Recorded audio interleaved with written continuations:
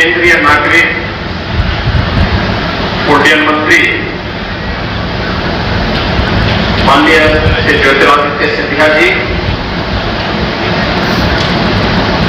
उत्तर प्रदेश सरकार में मेरे सहयोगी मंत्रीगण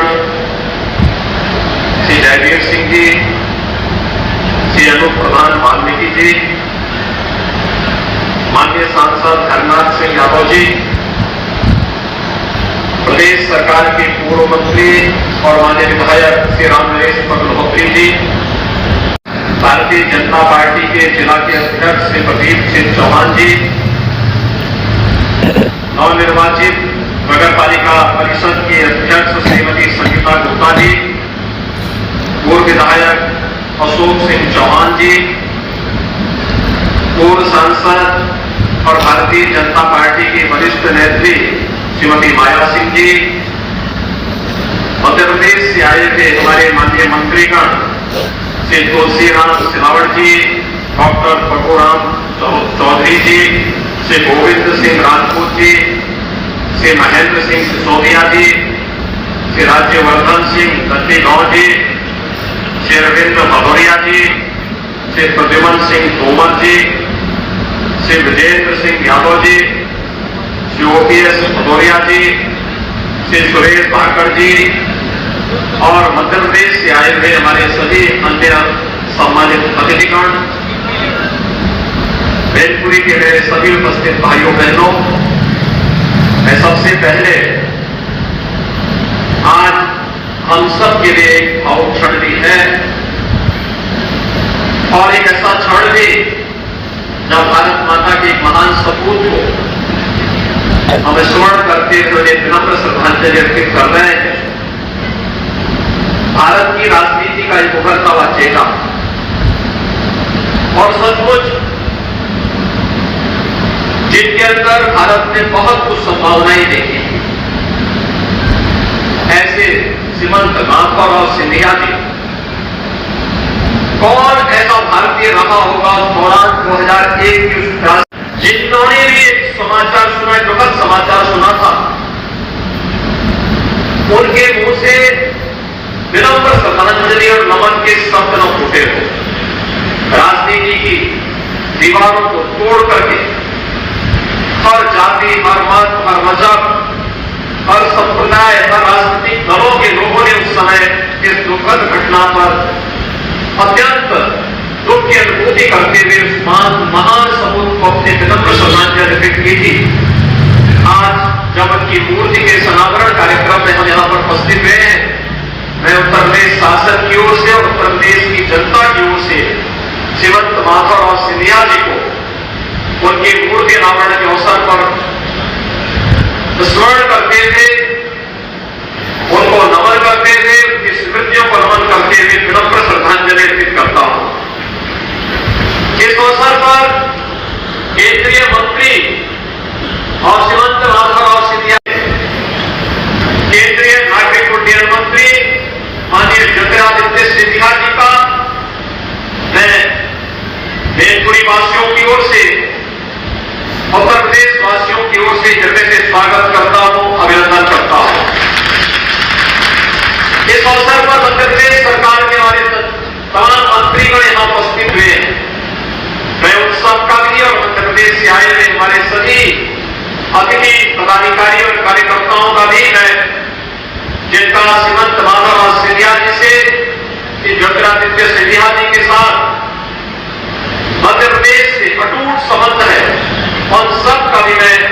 आज बेलपुरी की इस धरती पर हृदय से स्वागत करता हूं, अभिनंदन करता हूं। भाइयों बहनों, आज यहां पर 238 करोड़ रुपए की विभिन्न परियोजनाओं के साथ ही 173 करोड़ रुपए की 40 अन्य परियोजनाओं के लोकार्पण और शिलान्यास का कार्यक्रम भी यहां पर संपन्न हो रहा है। मैं इस अवसर पर इन सभी परियोजनाओं के लिए बेलपुरी के सभी नागरिकों को, आप सभी उपस्थित माताओं, बहनों को, नौजवानों को इन योजनाओं की हृदय से बधाई देता हूं। आप सबके प्रति अपनी शुभकामनाएं भी व्यक्त करता हूं। भाइयों बहनों, हम सब जानते हैं कि भारत की राजनीति में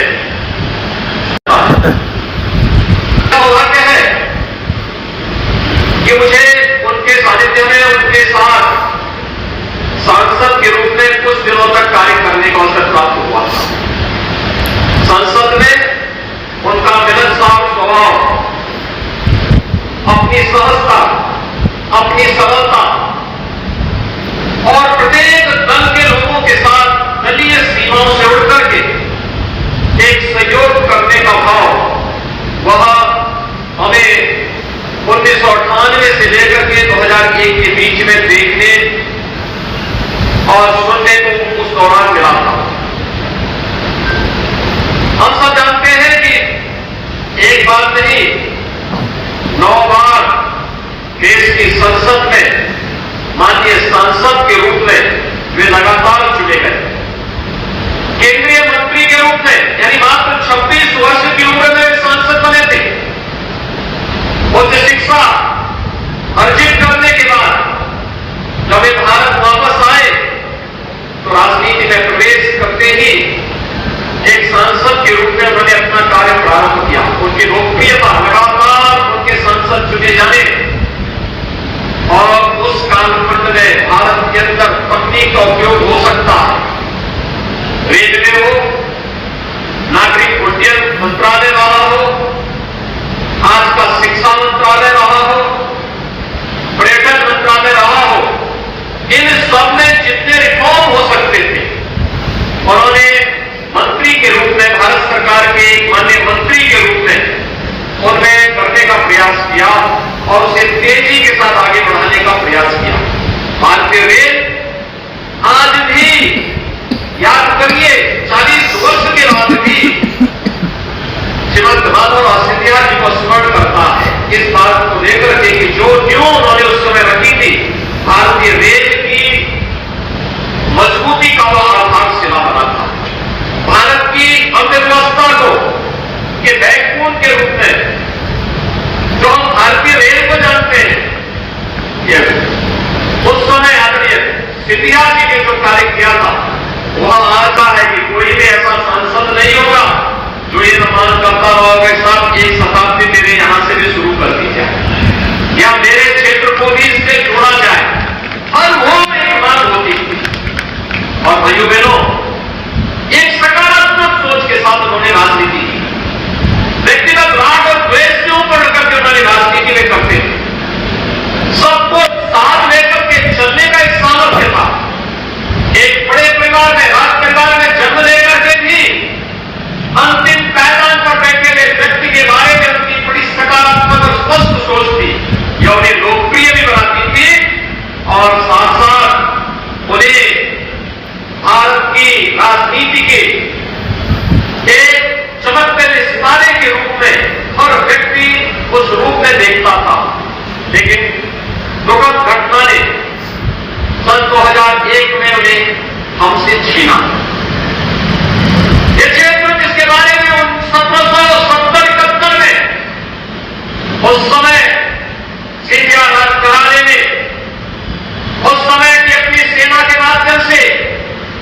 अफगानों को यहां से भगाने, उनकी क्रूरता से क्षेत्र को मुक्त कराने में जो अपना योगदान किया, अपने पूर्वजों के द्वारा मुक्त कराई गई गोदी में उन्होंने अंतिम श्वास ली। और आज इसी स्थान पर जहां पर इस चौराहे के नाम जो चौराहा श्रीमंत माधवराव सिंधिया जी के नाम पर है, उनकी इस भव्य प्रतिमा का अनावरण का कार्यक्रम भी कुछ देर पूर्व हम लोगों को करने का अवसर प्राप्त हुआ है। वहां पर उस स्थल की भव्यता, उसके सुंदरीकरण का कार्य